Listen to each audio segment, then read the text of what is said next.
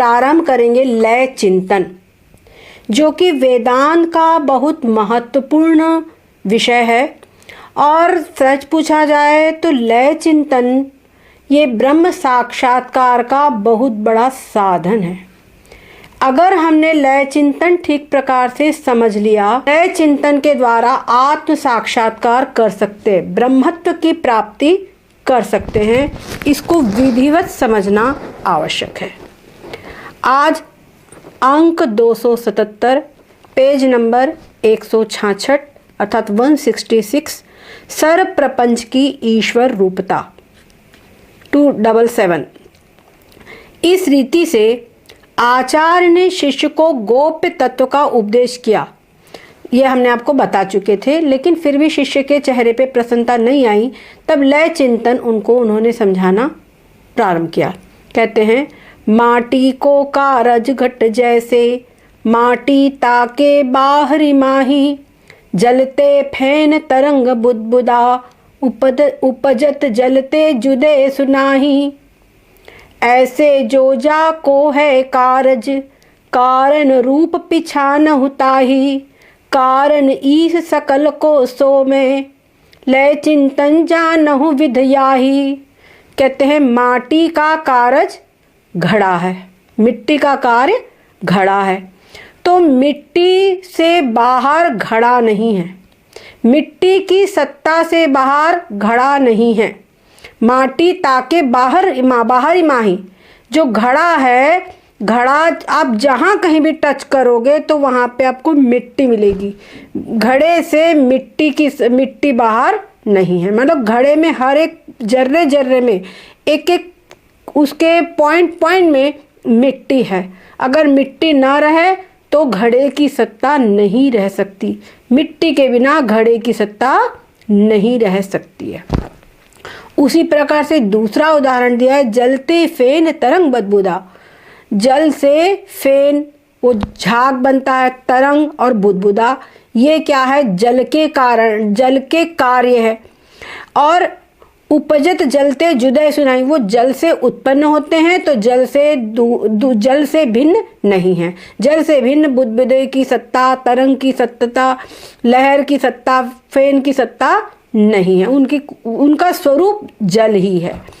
ऐसे जो जाको है कार्य, इसलिए सिद्धांत इससे समझ में आता है, जो जिसका कारण है, जो जिसका कारज है, जो जिसका कार्य है, कारण रूप पिछाना होता है उसको, उसका कारण रूप। इसमें कहने का अर्थ है कि जो कार्य है वो कारण रूप ही है।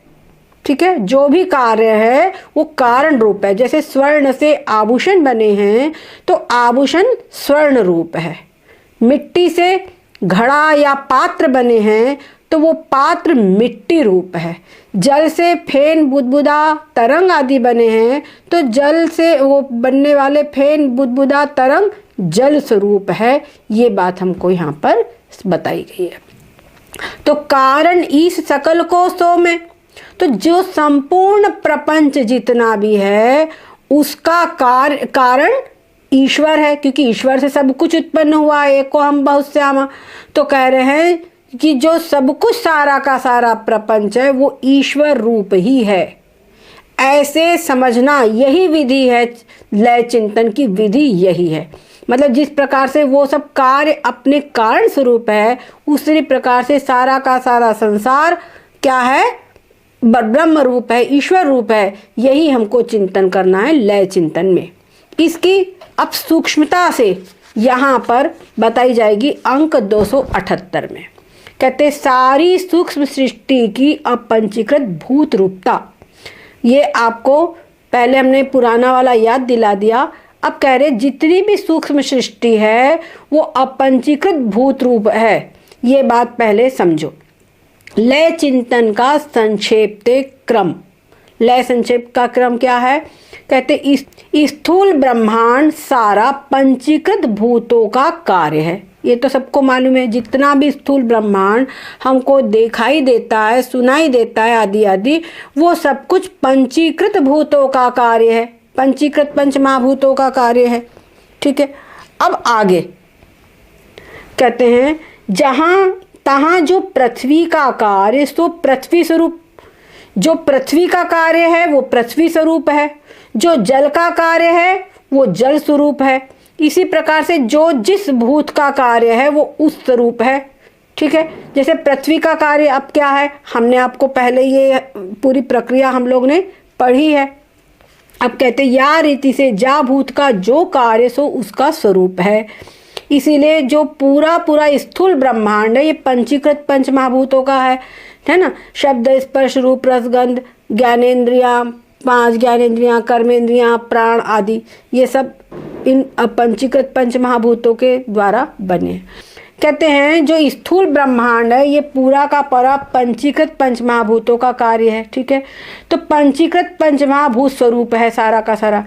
अच्छा, अब जो पंचीकृत महाभूत है वो अपंचीकृत पंच महाभूतों से उत्पन्न है ना, वो अपंचीकृत पंच महाभूतों से उत्पन्न है।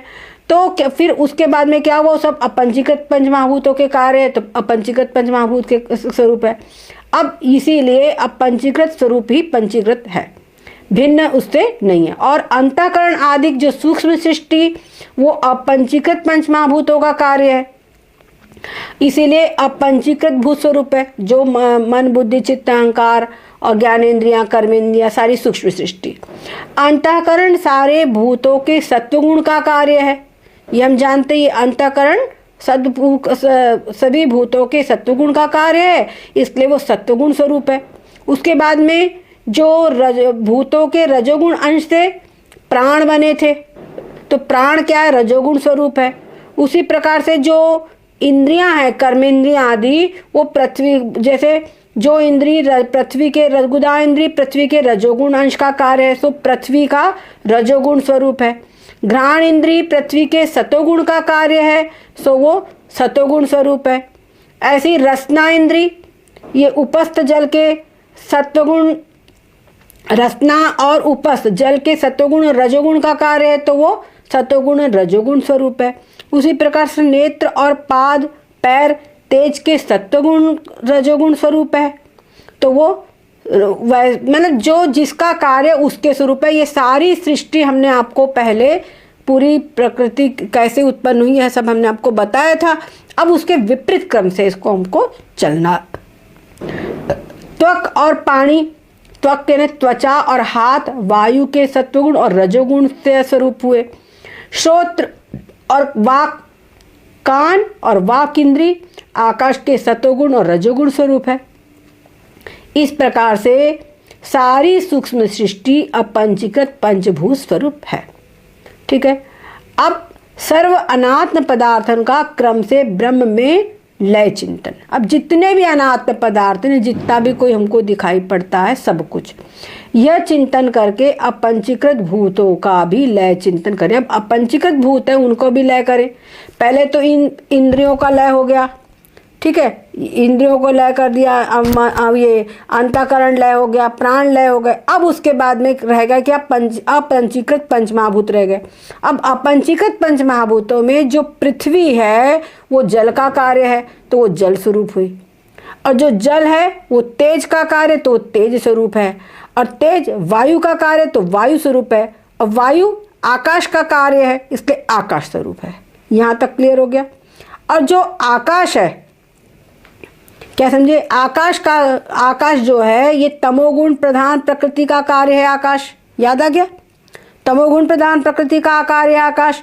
तो तमोगुण प्रधान होने से वो अप्रकृति स्वरूप है। तमा प्रधान प्रकृति स्वरूप है आकाश।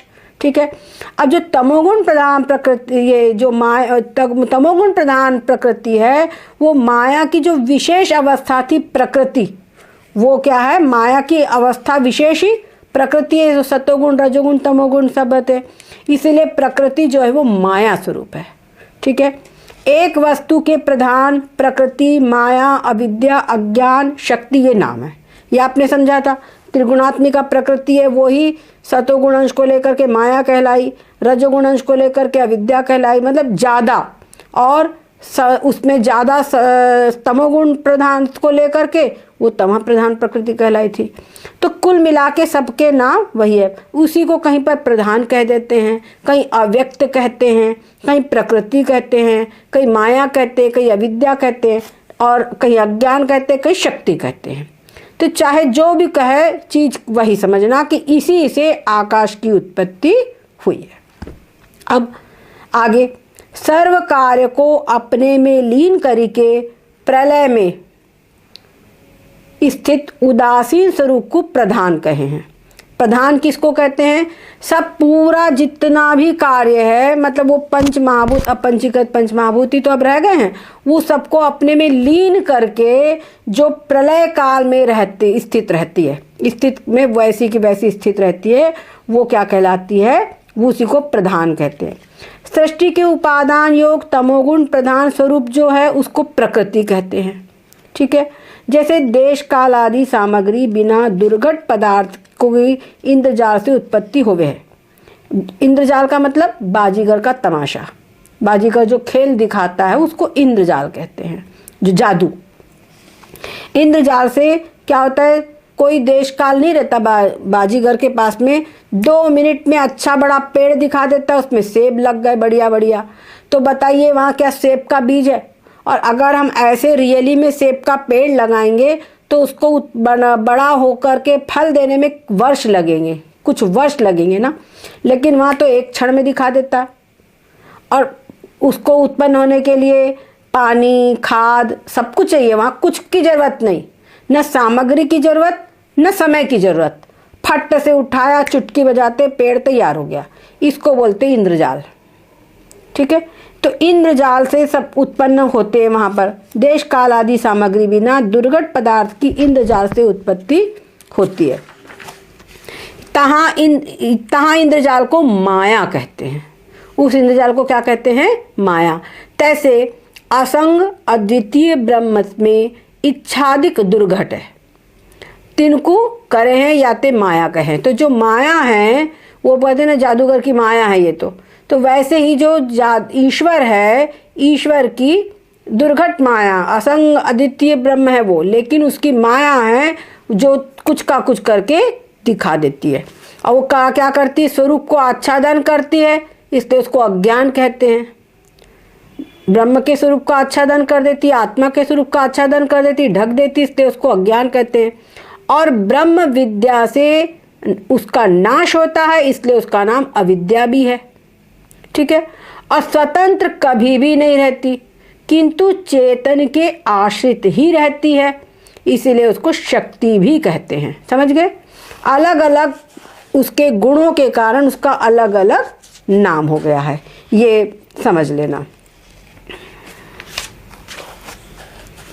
इस रीति से प्रकृति आदि प्रधान के ही भेद है, या ते प्रधान रूप हैं।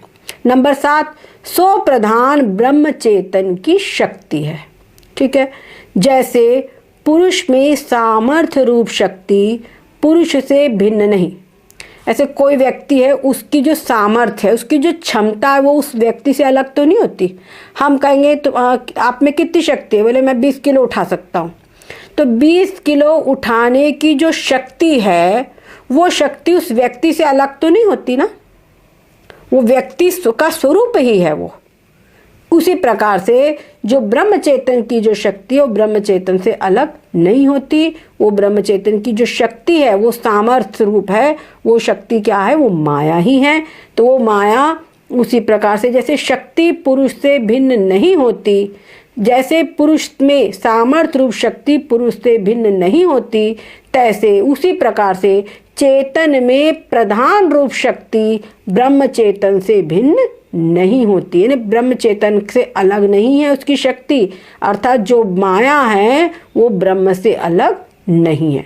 या प्रकार से सर्व अनात्म पदार्थों का ब्रह्म में लय चिंतन करके जो अद्वय ब्रह्म मैं हूँ यह चिंतन करे। तो इस प्रकार से जो सब महाभूतों का लय करने का रह क्या? माया। और वो माया जो है वो भी ब्रह्म रूप ही है, वो ब्रह्म स्वरूप ही है। तो वो ब्रह्म स्वरूप जो माया है सो अद्वय ब्रह्म है, वो मैं हूँ। ठीक है, सो मैं वो एक केवल पूरा प्रकृति का लय होकर केवल अद्वय ब्रह्म ही शेष रह जाता है, और सृष्टि के आदि में केवल अद्वय ब्रह्म ही था। ठीक है ना, आप लोगों को बताया था पूरा, याद आ गया कि नहीं आ गया?